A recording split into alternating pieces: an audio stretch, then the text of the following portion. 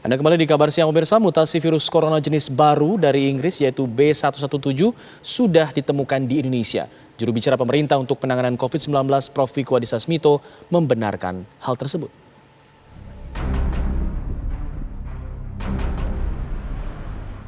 Temuan B117 di Indonesia pertama kali diungkap Wakil Menteri Kesehatan Dante Saxono Senin 3 Maret lalu. Ada 2 pasien di Indonesia yang terinfeksi strain baru virus corona yang bermutasi B117. Hal ini kemudian juga dibenarkan juru bicara pemerintah untuk penanganan COVID-19, Profesor Wiku Adhisa Smito. Pemerintah tengah menelusuri 2 kasus B117 untuk mencegah penyebarannya di Indonesia.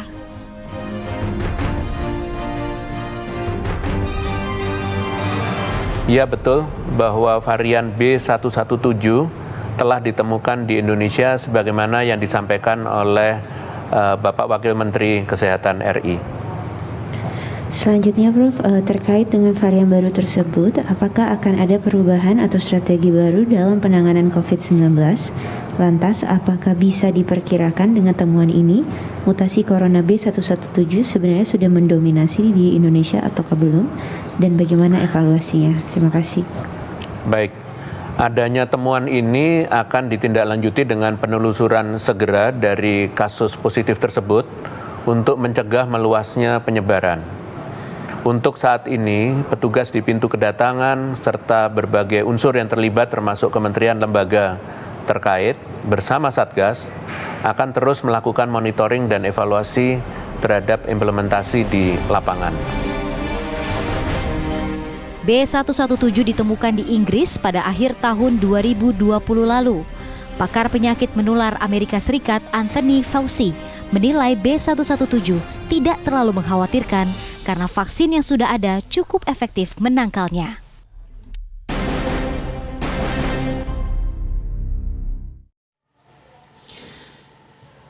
Ya, kita akan membahas mengenai hal ini pemirsa bersama dengan epidemiolog Universitas Indonesia, ada Prof. Pandu. Selamat siang, Prof. Pandu. Selamat siang, Mas. Apa kabar? Baik, alhamdulillah. Prof, bisa dijelaskan mungkin dari pandangan Profesor dan juga penelitian Profesor mungkin ya, apa itu sebenarnya B117? Ya, jadi kita harus paham betul bahwa coronavirus itu tergolong keluarga virus RNA. Dan karakteristik dari virus RNA ini sangat mudah bermutasi. Ya, seperti virus HIV juga RNA virus mudah bermutasi. Dan mutasi ini berubah karakter virusnya dari bagian protein atau bagian dari komponennya, yang itu yang diberi nama B117. Nah, itu bagian daripada virus. Dan ini yang menurut saya membuat kita harus lebih waspada, karena pertama karakteristik virus itu akan mengubah juga karakter yang lain. Salah satu yang dikhawatirkan adalah ternyata terbukti dari data epidemiologi yang dimana diamati di beberapa negara, virus ini lebih mudah menular. Jadi lebih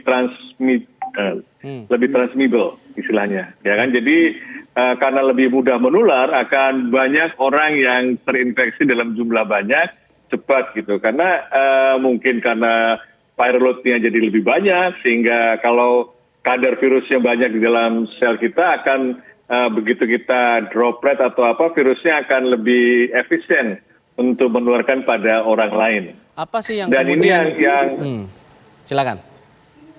Ya, yang ini yang kita harus waspadai karena akan terlihat peningkatan jumlah kasus yang tidak seperti biasanya. Ketika ada gelombang kedua di Inggris, itu mereka heran, kenapa kok gelombang kedua ini jauh lebih banyak? Dan kemudian mungkin dicurigai virusnya sudah berubah.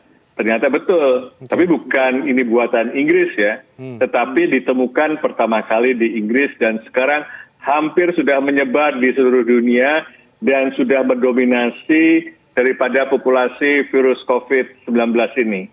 Apa sih kemudian Prof yang menyebabkan sebuah virus RNA ini bisa bermutasi? Apakah ini bermutasi di dalam tubuh saat menular, saat menginfeksi tubuh, atau dia bermutasi di luar dari tubuh manusia itu sendiri? Ya, kalau virus ini hidup hanya bisa di sel manusia, ya kan? Jadi dia bereplikasi ketika dia berhasil menginfeksi orang lain. Ya, jadi karena kan sesuai dengan hukum Darwin lah misalnya, jadi yang virus yang jadi semua makhluk hidup itu akan berubah, akan tetap eksis kalau dia beradaptasi. Ya kan, mungkin dia melakukan perubahan-perubahan karena ingin tetap eksis, tetap hadir di dunia ini dan bisa terus menularkan pada yang lain. Dan kalau kita bisa menekan penularan virus, kita juga bisa menekan supaya mutasi yang selalu hadir atau selalu dilakukan oleh virus ini kita bisa cegah.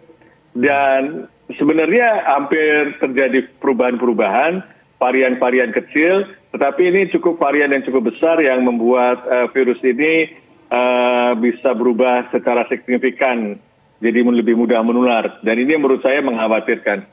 Tapi untungnya sih masih bisa dikenali, ya kan? Jadi masih bisa dikenalin dan vaksin yang kita pakai juga masih bisa imunnya masih bisa mengenali. Kalau nanti ada perubahan virus yang lain, nah itu yang kita takutkan. Jadi kita harus mewaspadai setiap dinamika mutasi virus ini.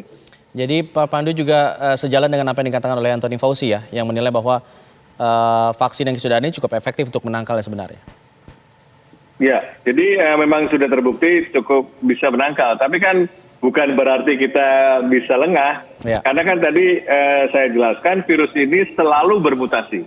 Nah, mutasinya ini yang kita khawatirkan tiba-tiba sistem diagnostik kita tidak mengenali. Ya, kita katakan negatif tapi punya gejala pneumonia yang mirip COVID, tapi PCR-nya negatif dan bahkan lebih berat, ya, lebih mematikan atau jumlahnya lebih banyak. Ternyata virusnya sudah berubah signifikan dan sistem bisa lolos dari sistem imun yang divaksinasi pada jenis vaksin tertentu. Makanya sekarang banyak uji klinis baru yang menguji kemampuan vaksin masih tetap bertahan atau bisa mengenali tidak terhadap mutasi-mutasi baru tadi.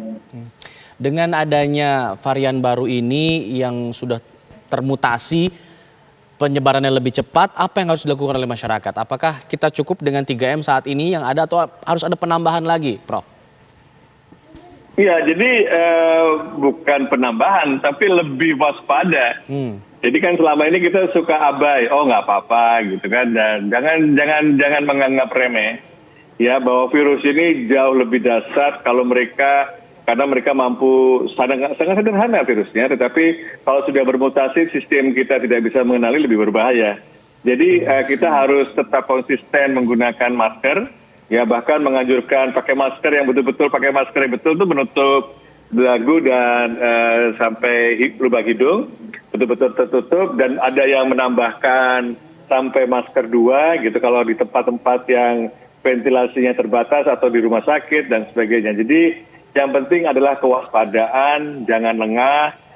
Masker yang baik sudah cukup bisa menanggulangi, tapi mungkin kurang baik kalau di tempat-tempat yang ventilasinya terbatas atau di pelayanan yang mungkin banyak orang yang membawa virus seperti di rumah sakit. Ya, Prof Pandu, apakah ada gejala khusus yang mengidentifikasi bahwa ini saya mengalami atau saya terinfeksi B117 gitu, atau seperti apa? Apakah kita bisa dikenali dengan gejala-gejalanya? Ya sulitnya itu, jadi virus ini kan sebagian tidak bergejala gitu kan, tapi sebagian ternyata virusnya jadi jumlahnya banyak. Ya. Misalnya kadar virusnya sangat banyak tiba-tiba daripada biasanya, dan itu tidak dikenali dengan biasa. Itu hanya bisa dengan laboratorium, dengan PCR juga nggak bisa dikenali, tapi dengan pemeriksaan genome sequencing. Jadi itu juga harus mendorong pemerintah untuk memperkuat surveillance genomiknya. Jadi dia harus sering mempelajari virus-virus yang beredar secara berkala. Kalau ada ditemukan virus yang sudah berubah, harus cepat ditanggulangi, ditelusuri ini dari mana dan sebagainya supaya mencegah perluasan berikutnya. Baik, terima kasih Prof. Pandu Riono sudah bergabung bersama kami di Kabar Siang. Kita harapkan kita bisa terus mencegah datangnya virus ini dengan selalu protokol kesehatan. Terima kasih Prof. Selamat siang. Assalamualaikum. Terima kasih. Selamat.